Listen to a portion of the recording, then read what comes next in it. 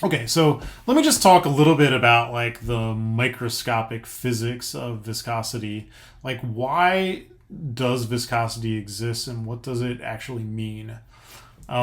Okay, so think about what Newton's law of viscosity said. What it said is that if I have two adjacent layers and one of them is faster than the other one, that's basically how I end up with a shear stress. So why would something like that happen?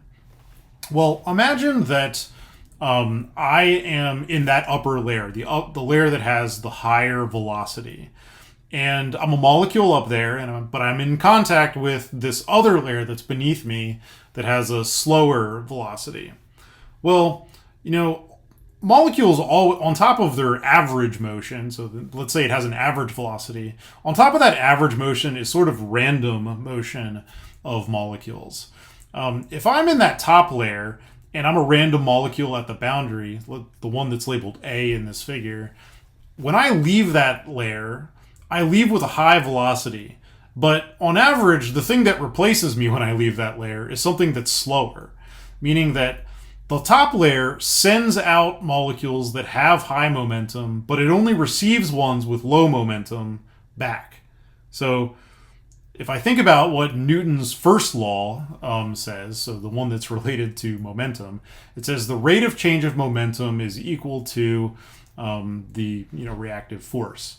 So what is the rate of change of momentum of the stuff leaving that top layer? Well, the stuff the stuff entering the top layer. So the thing leaving is high momentum, and the thing coming in is low momentum. So there is a net loss of momentum in that upper layer, and that can only be accounted for by a shear stress, or actually just a force, a reactive force that happens at that imaginary boundary. So that's basically where the shear force comes from.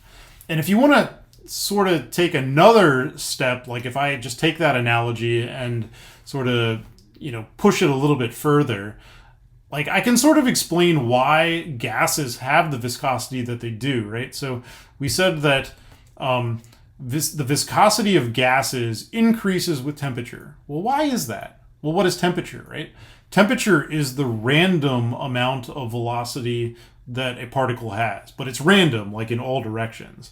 So that particle A, in general, if that had a higher temperature, it would have a higher a higher temperature basically corresponds to a higher amount of randomized momentum. And so when it leaves the layer, it's leaving with a higher momentum and being replaced with an even higher momentum and being replaced with something with an even lower momentum. And so the rate of change of momentum actually depends on temperature, and basically higher temperature means higher loss of that momentum, and so that leads to sort of the higher what do you call it, like the higher viscosity. Similarly, mass, right? So when I increase the mass of a molecule, that means that it has more momentum. So like when something leaves that when you leave the upper layer, that thing would be carrying more momentum if it has more mass.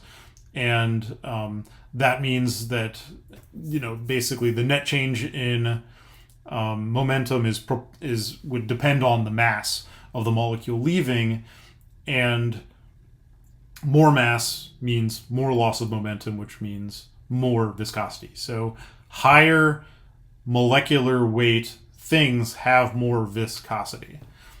So you can sort of push around. I mean, like if you take a more advanced course in physics, you can actually learn the mathematics of that. You can actually put numbers on it. But just from a sort of fundamental point of view, that's why gases have the behavior that they do. Liquids are a little bit more complicated because they actually interact with one another, which is a different type of thing.